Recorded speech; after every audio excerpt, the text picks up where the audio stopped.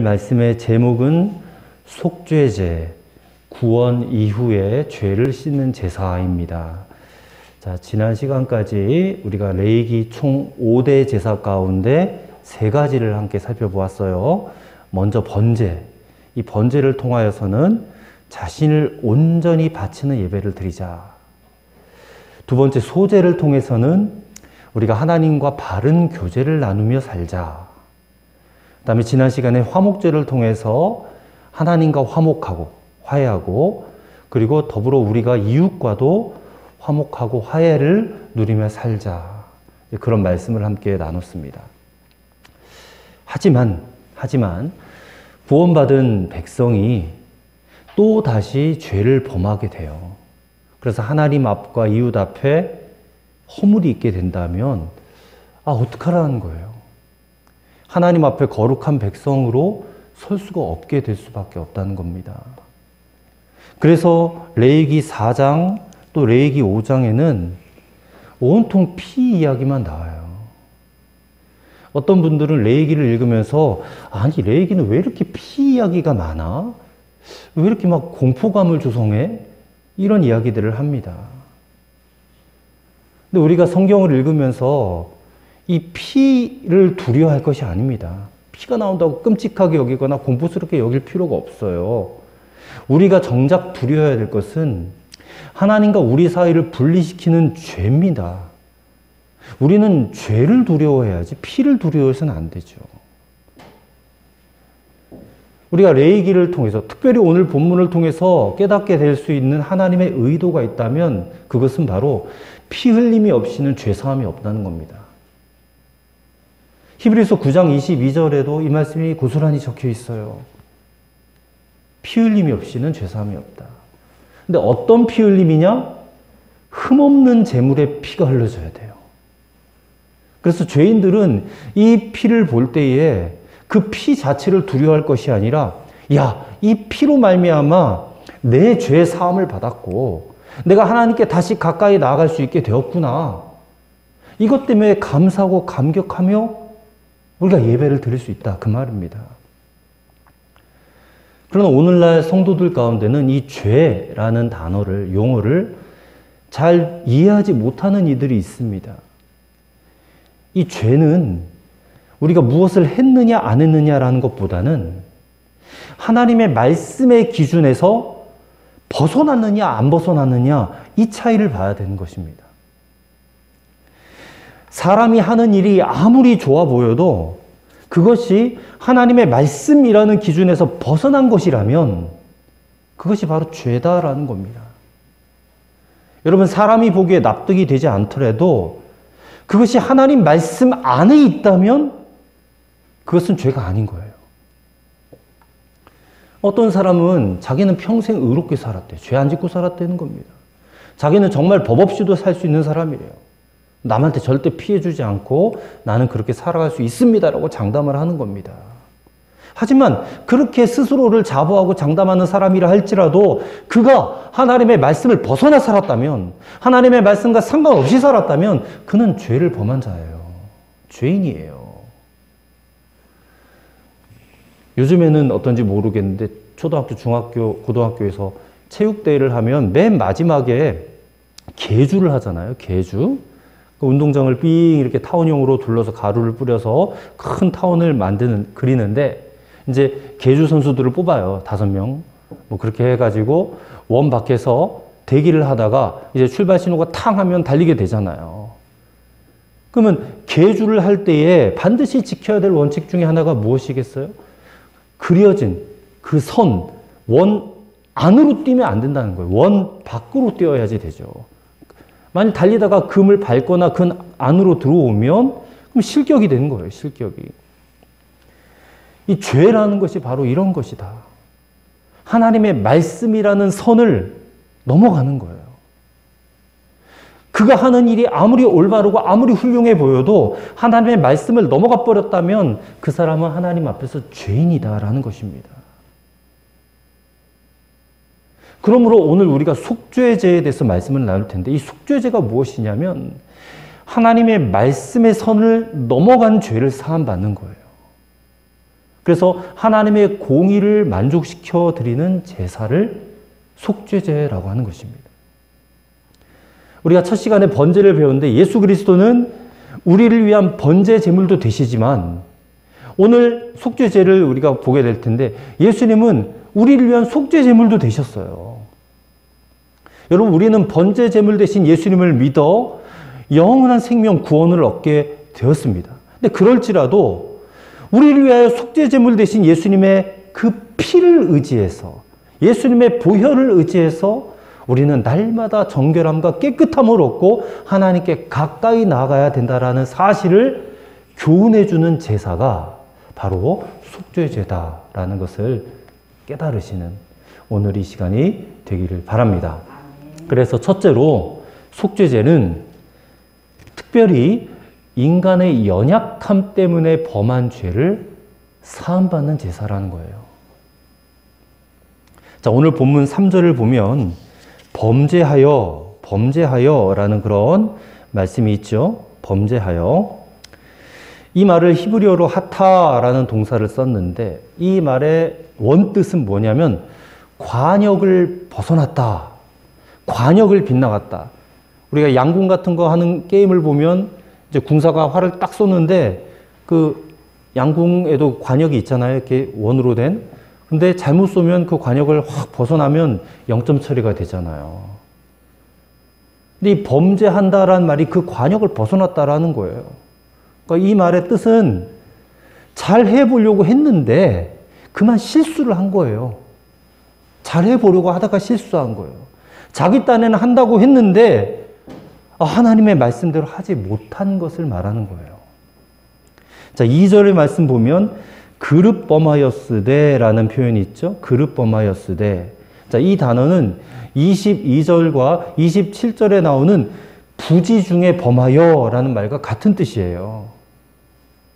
그릇 범한 죄, 또 부지 중에 범한 죄라는 것은 자신이 지금 하고 있는 이것이 죄인지 아닌지를 몰라가지고 죄를 범한 경우를 말하는 겁니다.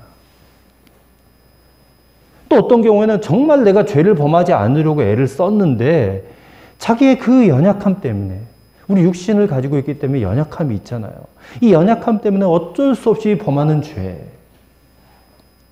또 어떤 경우에는 죄를 범한 생각이 전혀 없었는데 어떻게 하다 보니까 실수해서 죄를 범한 경우. 그 속죄제는 이런 인간의 연약함 때문에 범한 죄를 사함받는 제사다. 우리 연약하니까 죄를 범해서 하나님으로부터 정죄를 받거나 저주를 받게 되는가? 그건 아니라는 겁니다. 우리가 알아야 될 사실, 잊지 말아야 될 사실은 하나님은 우리 인간의 이와 같은 연약함을 너무나 잘 알고 계시다는 거예요.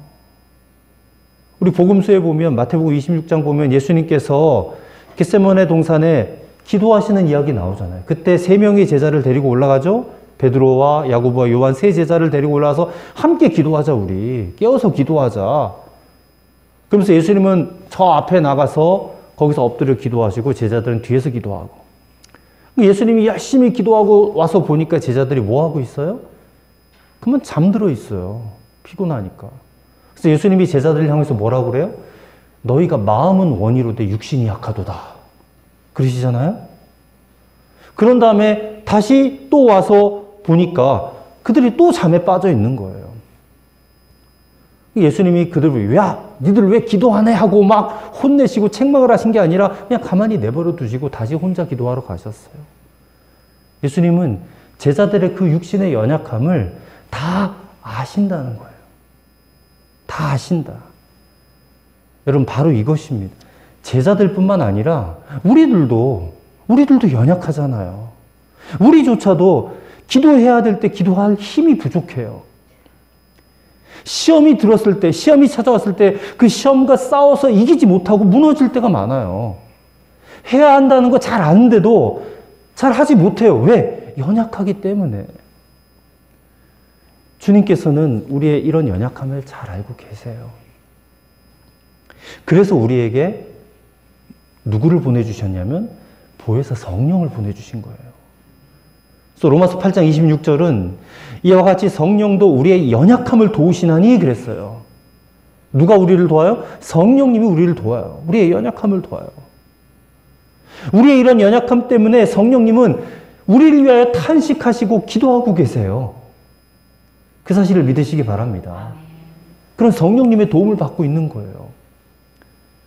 그렇다면 이 속죄제의 우선적인 의미가 이것입니다. 하나님께서 우리가 연약해서 때로는 쓰러지고 넘어져 죄를 범할 수 있다는 것을 잘 알고 계신다는 겁니다.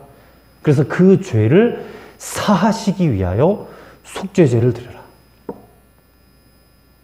그래서 속죄제를 통해 사함받고 용서하시기로 하셨다는 것이에요. 다시 하나님의 백성으로 일어설 수 있게 해주시겠다. 그런 의미입니다. 천주교에서는 고해성사라는 걸 하죠. 고해성사. 천주교 사제들이 개신교를 향해서 이런 질문을 하는 것 같아요. 야, 너희들은 세례를 받고 난 이후에 지은 죄를 처리할 수 있는 방법이 있느냐? 우리 천주교에서는 고해성사라는 것이 있다. 그래서 죄를 보면 사제 앞에 와가지고 그 문을 이렇게 열고 신부님 제가 실수하고 잘못한 게 있어서 죄를 고백하러 왔습니다. 그러면 말해보라는 거예요. 그러면 뭐 일일이 다 말합니다. 그럼 신부가 뭐래요? 내가 너의 죄를 사했다 그러잖아요. 근데 우리는 성경을 믿는 사람들이에요. 성경은 이 특별히 레위기 말씀 보면 번제로 말미암아 구원받고 죄사함을 받는 것도 말하고 있지만 속죄제를 통해서 죄를 고백하면 자백하면 그 피로 말미암아 씻음 받는 것도 있다는 것을 우리는 믿어요. 그래서 예수님을 믿고 구원받은 사람은 무슨 신부에게 사제에게 가서 내가 뭘 잘못했으니 용서해 주세요라고 고해성사할 필요가 전혀 없습니다. 우리는 하나님께 직접 나아가 그 하나님께 직접 고백하면 하나님은 속죄제의 피로 우리의 죄를 씻어주시고 우리를 정결케 하시는 겁니다. 우리는 직접 하나님께 나아가는 거예요. 왜요? 하나님이 우리의 연약함을 잘 아시고 우리가 넘어질 때마다 다시 일어설 수 있도록 속죄제의 제사를 마련해 두셨잖아요.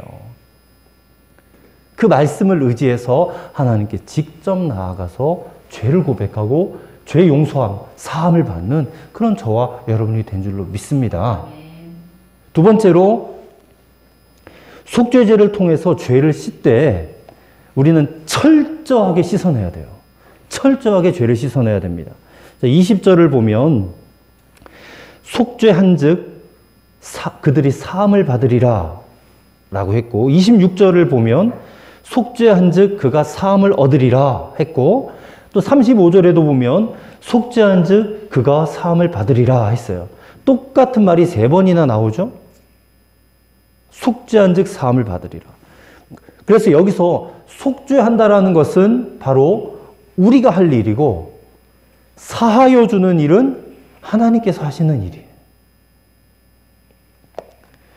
그러니까 속죄제를 통해서 우리가 철저하게 해야 될 일은 무엇이냐면 속죄하는 일이에요. 이 속죄한다라는 말이 본문에서 히브리어로 카파르라는 말을 썼는데 카파르가 무슨 뜻이냐면 씻어내다라는 거예요. 문질러 없애다라는 거예요. 우리 바닥에 뭔가 이물질이 떨어졌으면 걸레로 깨끗하게 문질러 닦아내잖아요. 없애잖아요. 이 속죄하다라는 말이 그런 말이거든요. 그러니까 우리가 할 일은 하나님 앞에서 우리의 죄를 철저하게 씻어내는 일. 철저하게. 그러면 철저하게 죄를 씻어내려면 어떻게 해야 될까요, 여러분? 가장 먼저는 죄를 깨달아야 돼요. 내 죄를 깨달아야 돼. 14절에 보면 그 범한 죄를 깨달으면 이라고 그랬고 23절에도 보면 그가 범한 죄를 누가 그에게 깨우쳐 주면 이라고 그랬고 28절에도 그가 범한 죄를 누가 그에게 깨우쳐 주면 이라고 했어요. 그러니까 죄를 먼저 깨달음에서부터 속죄는 시작이 되는 거예요. 깨닫지 못하면 속죄를 할 수가 없어요. 우리가 오늘 레위기 4장을 읽었는데 4장을 읽어보면 똑같은 내용이 4번 걸쳐서 나와요. 근데 왜 4번이나 똑같은 말들을 이렇게 반복해서 썼냐면 이 대상이 네 종류이기 때문에 그래요.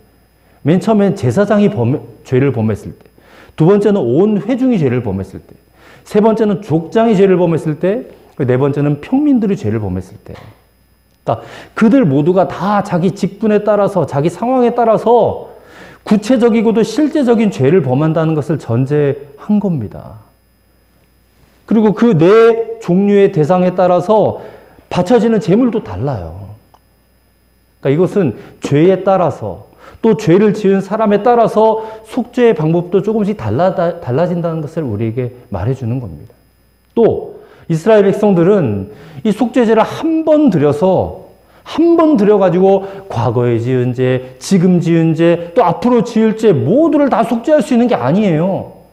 이 속죄제는 죄를 지을 때마다, 그때마다 또 그 구체적인 죄를 속죄하기 위해서 속죄 제사를 드려야만 했어요. 거기에 비해서 우리는 어떤가? 이스라엘 백성들 그렇게 철저하게 속죄를 했는데 우리는 어떤가? 우리는 자꾸만 스스로를 죄 없는 사람처럼 여겨요. 난 남에게 피해 준 적 없어. 잘못한 일이 좀 있는 것 같아도 이거는 다 누구나 그렇게 하는 일이니까 우린 다 그렇게 여겨요. 심각하지 않다고 여긴다는 것입니다. 그래서 교회에 와서 여러분 회개하십시오 그러면 회개를 해도 막연하게 주님 저는 죄인입니다. 제 모든 죄를 용서해 주세요 하고 그냥 뭉뚱그려서 그렇게 회개해요. 얼렁뚱땅 회개한다는 거예요. 얼렁뚱땅. 사실 내 죄가 뭔지 구체적으로 생각도 잘 안 났는데 그냥 하나님 나는 교회 오니까 죄인이라고 하니까 그래요. 저 죄인인데요. 그 죄를 회개합니다. 뭔 죄를 졌는지도 잘 모르고. 그러니까 의례적인 회개라는 거예요. 형식적인 회개라는 겁니다. 그런 식으로 하지 말라는 거예요. 우리가 죄를 깨달았으면 깨달은 죄를 구체적이고도 철저하고 면밀하게 하나님께 회개해야 돼요. 그러려면 어떻게 해야 돼요? 여러분 죄에 대해서 민감한 삶을 살아야 된다는 것입니다. 죄에 대해서 민감하라는 것은 내가 구체적으로 어떤 죄를 범하고 있는지를 깊이 깨달아야 돼요. 그러려면 성경을 봐야 됩니다. 성경을 보지 않으면 우리가 무슨 죄를 짓고 있는지 알 수가 없어요. 하나님은 성경을 통해서 우리의 죄를 우리가 살아가면서 지을 수 있는 모든 죄를 구체적으로 명시해 놓으셨어요. 근데 난 성경을 보지 않으니 내가 죄를 짓고 있는지 아닌지 잘 몰라요. 그럼 우리는 속죄를 할 수가 없잖아요. 속죄를 하지 못하면 죄사함도 받을 수가 없는 거잖아요. 성경을 읽고 내 죄가 뭔지 구체적이고도 낱낱이 하나도 빠짐없이 우리는 속죄해야 돼요. 교회에서 교인들에게 죄, 강단에서 목사가 죄에 대해서 말을 하면 교인들 듣기 싫어해요. 죄인이란 말 자체를 듣기 싫어한다는 것입니다. 근데 절대로 그래서는 안 됩니다, 여러분. 여기 서 있는 강단에서 설교하는 목사도 죄인이에요. 저도 죄를 짓고 산단 말입니다. 우리 모두 다 죄인이에요. 이건 분명한 사실, 팩트입니다. 물론 예수 믿고 하나님의 백성이 되었어요. 하나님의 자녀가 되었지만 우리는 살면서 여전히 죄를 짓고 살아요. 우리가 누구건 어떤 직분과 어떤 위치, 어떤 자리에 있건 간에 우리는 지속적으로 죄를 짓고 살 수밖에 없는 자들이에요. 하나님 말씀에 100% 순종하십니까, 여러분? 그러지 못하잖아요. 그래서 하나님이 번제와 소제와 화목제는 이게 자원에서 드리는 제사로 말씀하셨지만 이 속죄제만큼은 반드시 드려야 되는 의무 제사로 세워주셨어요. 이건 반드시 드려야 되는 제사예요. 왜요? 그래야 하나님께 다시 나아갈 수 있기 때문에. 오늘날 우리가 속죄제를 드린다는 것은 회개의 제사를 드리는 겁니다. 회개의 예배를 드리는 거예요. 모든 예배 때마다 우리는 회개의 기도를 빠짐없이 해야 됩니다. 그래서 이 속죄 제사를 통해 반드시 죄사함을 받으셔야 돼요. 그래서 속죄제는 은혜의 임과 동시에 의무예요. 여러분 의무로 드려야 돼요. 그리고 드리되 보다 더 철저하게 속죄하는 그런 여러분의 모습이 되기를 바랍니다. 그럼 마지막 세 번째로 우리는 예수 그리스도의 피를 힘입어서 하나님 앞에 담대히 나갈 수 있게 되었다는 것을 믿으셔야 됩니다. 자, 자, 오늘 본문에 보면 그 짐승의 피를 받아가지고 성막의 휘장에도 뿌리고 제단 뿔에도 바르고 번제단 밑에도 다 쏟아버리고 온통 피투성이. 이 속죄제의 피뿌림이 세 단계로 되어져 있는데 이것이 의미하는 바가 뭔지를 우리가 알아야 됩니다. 자, 첫 번째 단계는 6절 말씀에 보니까 성소의 휘장 앞에 7번 뿌리래요. 7번. 이 성소의 휘장이 뭐냐? 이 휘장은 죄인된 인간과 거룩하신 하나님이 계신 지성소를 막고 있는 겁니다. 죄인된 인간이 하나님께 나아가기 위해서는 반드시 그 휘장을 가르고 지성소로 들어가야 돼요. 근데 오늘 피를 가지고 그 휘장 앞에서 7번 피를 뿌리래요. 이 7번 피를 뿌린다는 것이 무엇을 의미하냐면 이 7이라는 7이라는 숫자는 하나님의 수예요. 완전수예요. 그러니까 이 피로 속죄한다는 것은 더 이상 더할 것도 없고 뺄 것도 없는 완전한 속죄다라는 것을 의미하는 거예요. 7번 뿌리라는 것은 완전한 속죄, 그것을 의미하는 거예요. 다른 어떤 방법으로 속죄할 수 있는 것이 아니라 피뿌림으로 속죄가 된다, 그 말이에요. 여러분, 이 피뿌림은 결국 그림자거든요. 그럼 실체는 뭐냐? 실체는 예수님의 피예요. 예수님의 보혈이에요. 예수님이 십자가에 달리셔서 물과 피를 다 쏟아내셨어요.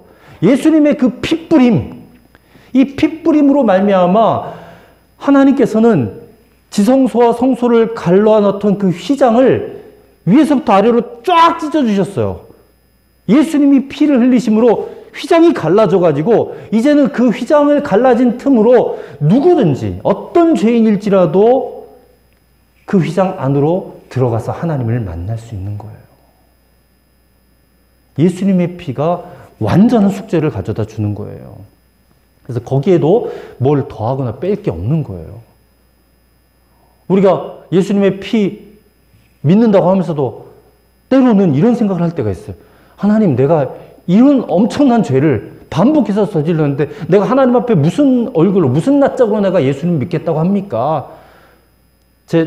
다시 세상에 나가서 좀 더 저 자신을 수련한 다음에, 단장한 다음에 다시 하나님 앞으로 오겠습니다. 여러분, 이런 생각 가질 필요 절대 없어요. 우리는 오직 예수님의 피를 힘입어 우리 있는 모습 그대로 하나님 앞에 나와서 죄를 고백하고 그리고 예수님의 피로 씻음을 받으면 우리는 얼마든지 하나님의 존전으로 나아갈 수 있는 존재가 되었어요. 이 사실을 믿는 겁니다, 우리는. 우리의 믿음은 여기서부터 출발하는 거예요. 여러분, 이런 사람만이 죽어도 천국 가는 거고, 이런 사람만이 죽어도 죽은 자 가운데서 다시 부활해서 영생을 누리며 살게 되는 줄로 믿습니다. 이게 예수님의 복음이잖아요. 복음. 그 다음 단계는 7절 말씀해 보니까 이 피를 회막 안 향단 뿔에 바르라 그랬어요. 향단 뿔에 바르라. 이 향단이 뭡니까? 향단에 대해서도 여러 번 설교를 했는데 거기서 향을 피워요. 그러면 그 향기가 연기가 되어서 올라가요. 하나님께로 상달되어지는 겁니다. 이 향은 뭘 의미한다 그랬어요? 기도를 의미한다 그랬어요. 여러분, 기도도 예수 그리스도의 피를 통과해야 하나님이 받으시는 기도가 된단 말입니다. 기도도 예수님의 보혈을 의지해야 돼요. 예수의 피를 의지하지 않는 기도는 소용없어요. 그거는 중연불이에요. 중연불. 중언부언의 기도밖에 안 되는 거예요. 예수님의 보혈을 의지해서 기도하시는 여러분 되시기를 바랍니다. 예배도 피 있는 예배가 돼야 되고 기도도 피 있는 기도가 돼야 돼요. 그렇지 않으면 연락되지가 않아요. 오직 예수 그리스도의 피를 통해서 우리의 예배와 기도와 찬송이 하나님께 상달되어진다는 것을 믿으시기 바랍니다. 오늘도 우리 예수님의 피를 찬양하고 예수님의 피를 의지해서 기도했어요. 우리가 드리는 예배가 하나님께 연락되는, 그래야 우리에게 축복이 임하지 않겠습니까, 여러분? 그 다음 세 번째 단계는 남은 피를 전부 번제단 밑에 쏟으래요. 7절 말씀 끝절에 보니까 피 전부를 회막문 앞 번제단 밑에 쏟을 것이며 라고 그랬어요. 번제단 밑에 쏟으라 그랬는데 번제단이 뭐를 의미하냐면 번제단은 자기 자신을 다 드리는 희생과 헌신을 의미해요. 그래서 우리가 번제에 대해서 말씀을 나눌 때도 자신을 온전히 드리는 예배 그랬는데 자신을 온전히 바쳐요. 희생해요. 헌신해요. 그러니까 우리가 하나님 앞에 나와서 희생하고 헌신한다 할지라도 이조차도 예수님의 피가 있어야지 하나님이 그 희생과 헌신을 받으신다는 거예요. 피가 봉사의 원동력이 된다라는 겁니다. 피가. 그러므로 여러분 우리는 예수님의 피로 말미암아 하나님께 나아갈 수 있게 되었어요. 예수님의 피를 의지해야 기도를 드릴 수가 있어요. 예수님의 피를 의지해야 하나님 앞에 참된 헌신과 봉사를 올려드릴 수가 있어요. 아멘. 히브리서 10장 19절 말씀에 그러므로 형제들아 우리가 예수의 피를 힘입어 성소에 들어갈 담력을 얻었나니 라고 했습니다. 누구의 피를 의지해요? 예수의 피를 힘입어서 성소에 들어갈 하나님 앞에 나아갈 담력을 얻어서 하나님을 기쁘게 섬길 수 있게 되었으니 이 얼마나 감사한 일이 되었습니까? 우리 더 이상 여기서 수송아지 잡을 필요 없어요. 염소 잡을 필요 없고 양 잡을 필요 없어요. 우리는 예수님의 피로 하나님 앞에 담대히 나갈 수 있게 됐음을 믿습니다.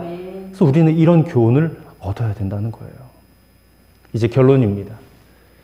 바비리치라는 미국의 한 스턴트맨이 있어요. 이 사람이 미국에 보면 나이아가라 폭포가 쫙 있잖아요. 근데 거기서 이렇게 줄을 타고 가다가 떨어지는 연기를 했습니다. 스턴트맨이니까 뭐 그런 연기 잘 준비하면 성공하잖아요. 그래서 성공적으로 떨어져서 죽지 않고 살아났어요, 이 사람이.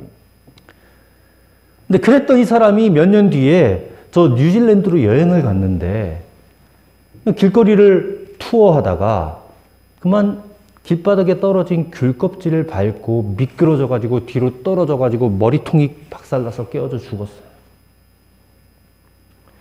나이아가라 폭포에서는 살아난 사람이 겨우 귤 껍질을 밟고 미끄러져 죽은 겁니다. 이게 무슨 교훈을 주나? 여러분 정말 예수 믿고 구원받아 죄에서 해방되었고 하나님의 자녀된 인생을 살다가 그만 이런 귤껍질 같은 죄를 처리하지 못해가지고 거기에 걸려서 미끄러져 넘어져가지고 내 인생이 망했다라고 하면 이거 얼마나 억울하겠는가요? 속죄제사의 교훈은 다른 것이 아닙니다. 예수 믿고 구원받은 사람은 그 이후에 죄를 잘 처리하라는 것이에요. 우리의 연약함이나 무지함으로 지은 죄를 잘 처리하라는 것입니다. 속죄제는 하나님의 자녀된 우리가 하나님과 얼마나 가까운 관계를 유지해 주느냐 하는 것을 결정해 주는 제사입니다. 그래서 오늘 이 말씀을 들으면서 여러분 마음속을 잘 살펴보셔야 됩니다. 내가 예수 믿고 하나님 자녀가 되었는데 그동안 나의 연약함으로 나의 무지함으로 지은 죄가 얼마나 많이 있는가. 예수 믿고 나서 지은 죄에 대해서 여러분 심각하게 생각하셔야 돼요. 그리고 깨달으셔야 돼요. 그리고 깨달은 대로 주님 앞에 구체적으로 낱낱이 고백해야 돼요. 그럼 예수의 피가 그걸 씻어준다니까요. 그것을 돌이켜보고 죄가 있다면 깨달아진다면 하나님 앞에 고백하시기를 바랍니다. 오늘 이 시간이 예수님의 피로 씻음받는 시간이 되시기를 축복합니다. 하나님께서 여러분의 영혼을 들여다보시고 또 여러분이 진실된 마음으로 하나님께 나아오기를 원하세요. 그렇게 여러분의 죄를 고백하고 씻음받는 아름답고 복된 속죄 제사를 드리는 그런 우리 비치수교회 성도들이 되시기를 주의 이름으로 간절히 축원합니다. 기도하겠습니다. 하나님 아버지, 당신의 아들 예수 그리스도의 피가 우리를 모든 죄에서 깨끗하게 하여 주실 줄로 믿습니다. 구원받은 하나님 자녀 되었지만 여전히 연약함과 무지함으로 인하여 범죄할 수밖에 없는 우리들의 허물을 주님 용서하여 주시옵소서. 그리고 죄를 철저히 깨닫게 하시고 고백하게 하시고 예수님의 피로 깨끗하게 씻어 주시옵소서. 우리 주 예수 그리스도의 이름으로 기도드리옵나이다. 아멘. 아멘.